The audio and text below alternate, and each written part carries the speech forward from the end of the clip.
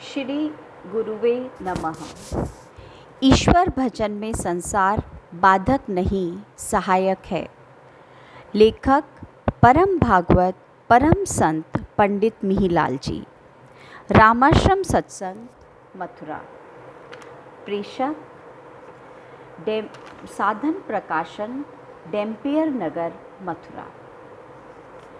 पृष्ठ संख्या 40 से। भगवान श्री कृष्ण द्वारका पहुंच गए थे। वहाँ के राजा थे।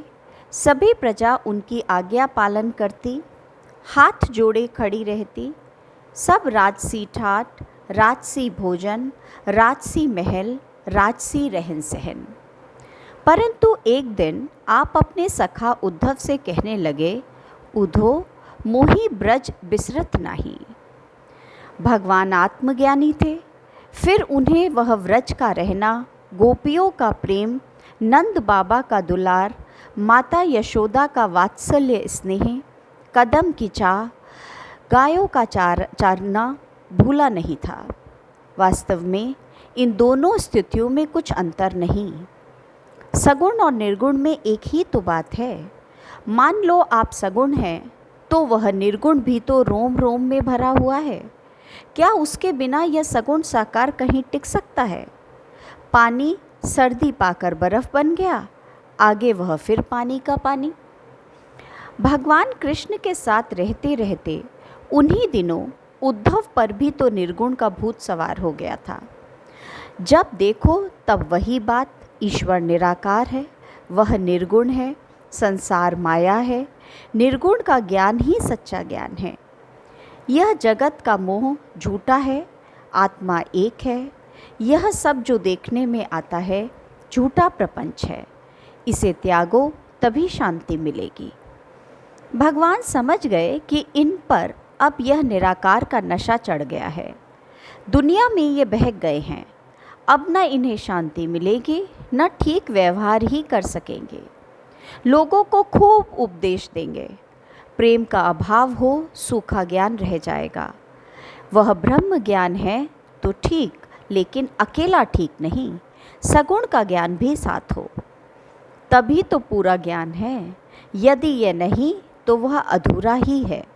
दोनों ही ज्ञान जिसके पास में है, वास्तव में वही सच्चा ज्ञान है। उसे ही शांति मिलेगी, उसी का व्यवहार ठीक रहेगा। यह मेरे प्रिय सखा हैं, ये बहक रहे हैं, ठीक स्थिति में आ जाएं तो अच्छा हो, और मेरी बात यह मानेंगे भी नहीं, मुझे बराबर वाला समझकर बहस करेंगे, तर्क करेंगे, परंतु इनका यह ज्ञान कहो या अज्ञान दूर होना आवश्यक है। सोचा, इनको किसके पास भेजूं? इनको तो वही ठीक करेगा जो पक्का साकार व सगुणवादी हो। समझ में आया, ब्रज की गोपियाँ, ब्रज के लोग पक्के साकारवादी हैं। वह तो निर्गुण की बात भी नहीं करते। वहाँ इनकी निर्गुण की बात कोई सुनेगा नहीं। वह सब भगवान के सगुण रूप को देख चुके हैं। उनके रूप माधुर्य पर मुग्ध हो चुके हैं। जहाँ देखो उन्हीं की छवि होगी, जहाँ सुनो उन्हीं का नाम होगा। अपना ख्याल तो ऐसा है कि उस समय को भले ही 5 सहस्त्र वर्ष हो गए हों, परंतु तुम सुनो तो आज भी वह ऐसा ही मधुर स्वर घर घर में गूंज रहा है। उसमें कोई अंतर नहीं आया। यदि नंदगांव जाओ तो सुनोगे नंद के लाला की जय। हमारा तो सबका देखने वाला, हमारी रक्षा करने वाला वह लाला ही है। कहीं बरसाने गए तो दर्शन श्री राधा जी के। जहाँ सुनो श्री लाडली जी की जय, श्री राधा रानी की जय। भगवान ने सोचा, उद्धव ब्रज जाएंगे नहीं, वह तो यहाँ हमें ही नित्य उपदेश देंगे। बस एक युक्ति सोची। कहने लगे, सुनो मित्र उद्धव, आपका यह ज्ञान तो अति ही उत्तम है, लोगों को अवश्य शांति देगा। सच्चा ज्ञान है, आत्मा का उपदेश है। लोगों का वह मोह दूर हो जाएगा जो भ्रम के वश में होकर जीव को ईश्वर कहते हैं। उद्धव, इस आत्मज्ञान में सबसे पिछड़ा हुआ क्षेत्र तो मुझे अपना ब्रज ही दिखाई देता है। उसमें तो इतनी भौतिकता आ गई है कि एक साधारण मनुष्य को ही ईश्वर समझने लगे हैं। उन्हें बड़ा मोह हो गया है, बल्कि यूँ कहो कि मोह में वो पागल हो गए हैं। यदि यह आत्मज्ञान उन्हें मिले तो इस जगत के मोह से उनका उद्धार हो सकता है। तुम्हें वहाँ जाने में कष्ट तो अवश्य होगा, परंतु उद्धार सहस्त्रों का हो जाएगा। किसी प्रकार समय निकालकर एक बार ब्रज अवश्य जाओ। जैसा तुम कह रहे हो, एक बार मैंने भी प्रयत्न किया था कि इन्हें यह ज्ञान मिले तो इनका यह मिथ्या भ्रम दूर हो, परंतु मेरा प्रयत्न तो बिल्कुल व्यर्थ ही गया। मैं तो उनके सामने हार ही गया। परंतु तुम्हारा यह ज्ञान दृढ़ है, अवश्य ही वह इसे मान लेंगे और उन सबका कल्याण हो जाएगा। उद्धव का अंतर और भी प्रसन्न हो गया। सोचा यह भी ठीक है, प्रथम मुझे ब्रज ही जाना चाहिए, सब जाने हुए भी हैं, अवश्य लाभ होगा। उद्धव चले और ब्रज पहुँचे।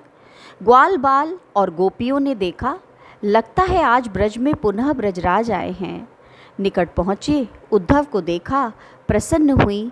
खैर वह नहीं तो उनके प्यारे सखा ही सही, कुछ शांति अवश्य मिलेगी, कुछ उनकी बात सुनने को मिलेगी, कुछ प्रेम भरे शब्द उनके उद्धव के मुख से सुनेंगे। बात चल ही पड़ी। उद्धव ऐसा प्रतीत होता है कि हमारे प्यारे गोपाल तो हमें भूल ही गए, कभी हमें पत्र भी नहीं देते, किसी के हाथ अपना संदेशा भी नहीं भेजते। ऐसे जीवन से हमें बड़ी निराशा ही हो गई है। चित्त चाहता है कि या तो उनसे जल्द मिलना ही हो या विधाता हमें इस संसार से उठा ले। उद्धव कुछ बोले ही थे कि तुम तो बड़ी नासमझ हो। अरे मनुष्य का प्रेम ही क्या आज है, क्षण में नहीं है। प्रेम करो तो उस ईश्वर से करो जो सदैव है, सबसे परे है, जिसका न आदि है न अंत, जिसके ज्ञान से जीव का कल्याण होता है, जन्म मरण के दुख से छूटता है। मानव का प्रेम तो झूठा है, इसलिए उस सच्चिदानंद से अपना मन लगाओ, उनके सच्चे मन से प्रार्थना करो। गोपियों ने कहा, उधो मन न भय 10-20, एक हुतो सो गयो श्याम संग, को अब राधे ईस। तुम तो सखा श्याम सुंदर के सकल जोग के ईस, सूर हमारे नंद नंदन बिनु और नहीं जगदीश। उद्धव का हृदय पिघलने लगा। जो अद्वैत का ज्ञान भरा था धुलने लगा और सोचा, वास्तव में जो गोपियाँ कहती हैं ठीक है। यह निर्गुण ज्ञान तो ऐसी ही है जैसे सगुण की एक छाया मात्र है। आज मुझे यह ज्ञान जो इन भक्त गोपियों और गोपों के संपर्क से प्राप्त हुआ है, इनका सदैव ऋणी रहूँगा। आज मुझे यह भी अनुभव हुआ कि यह ज्ञान किसी अन्य प्रकार से प्राप्त हो ही नहीं सकता। यह तो किसी अनन्य भक्त के संपर्क और उनकी कृपा से ही प्राप्त होता है। भगवान कृष्ण के वचनों को मैं नहीं समझ सका था। उन्होंने मुझे एक बहाना देकर इन भक्तों के पास भेज दिया था।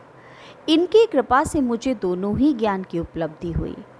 एक बार भगवान कृष्ण ने मुझे एक संकेत देकर कहा भी था कि निर्गुण का ज्ञान किसी सगुण और चैतन्य पुरुष से ही प्राप्त होता है। आज तक कोई उदाहरण ऐसा नहीं मिलता कि यह निर्गुण तथा निराकार का ज्ञान मनुष्य को बिना साकार गुरु के कहीं से प्राप्त हो गया हो। उद्धव को जब इस अद्भुत ज्ञान की उपलब्धि हुई तो हृदय गदगद हो गया। प्रेम के अश्रु नेत्र में झलक आए और गोपियों के चरणों पर मस्तक रखकर कहने लगे, माताओं, आपने मुझे वह ज्ञान दिया है जिससे मेरा उद्धार हो गया। आज मुझे यह भी पता लग गया कि भगवान कृष्ण एक परम योगेश्वर ही नहीं, साक्षात ईश्वर हैं। मेरा अज्ञान नाश करने के लिए ही आप सबके पास मुझे भेज दिया था। उद्धव सबको प्रणाम करके लौटकर द्वारिका चले गए। उद्धव का ज्ञान ही नहीं बदला, बल्कि वह चमकीले वस्त्र जो उपदेश देने के लिए पहन कर आए वह भी बदल दिए और बहुत ही सादा वस्त्र जो ब्रज के ग्वाल बाल पहनते थे उनको पहनकर भगवान कृष्ण के पास पहुँचे और प्रणाम किया। भगवान ने देखा कि उद्धव पूरे ही बदल गए, भीतर बदल गए और बाहर भी बदल गए। प्रभु, गुरु के संपर्क में जाकर कौन नहीं बदला। हाँ, बदलने के तरीके अलग अलग हैं। किसी को प्रेम से बदला, किसी को भय दिखाकर बदला, किसी को स्वयं बदला, किसी को दूसरों के द्वारा बदला, किसी को जाने बदला, किसी को अनजाने बदल दिया, किसी को पास से बदला, किसी को दूर से ही बदल दिया। परंतु जो किसी प्रकार भी उनके संपर्क में पहुंचा बदल अवश्य गया। आपकी महिमा अपार है। मारने गई पूतना, कुछ कालकूट लगाए, मातु की गति देई ताको तुरंत याद अवराए।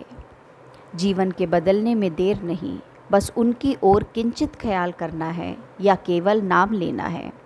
सुना है बड़े बड़े पापी जिन्होंने कभी आपकी ओर देखा नहीं, न कभी आपका नाम ही सुना, बस मरते समय मुख से आपका नाम निकल गया, यमराज के दूत छोड़कर हट गए, भगवान के पार्षद विमान में बिठाकर स्वर्ग ले गए। नाम की महिमा ही अपार है। प्रभु नाम में अनेक शक्तियाँ हैं।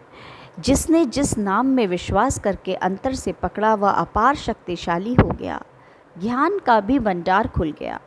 पानी की एक बूंद छोटी थी, अशक्त थी, सीमित थी।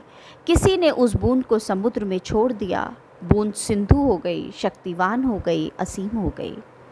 उसको जिसने कृपा करके उसे समुद्र में छोड़ा था, लाखों दुआएं देने लगी, अनेक प्रणाम करने लगी, सदैव उसके चरणों का ध्यान रखने लगी। समुद्र की सामर्थ्य नहीं थी कि उसे अपने में मिला लेता, स्वयं शक्ति नहीं थी कि पहुंच जाती। उस महान को दया आ गई, ले जाकर उसके पूर्ण में छोड़ दिया, जीव को ईश्वर से मिला दिया। कितना उपकार, कितनी महान दया! क्या जीव कभी उसे भूल सकेगा?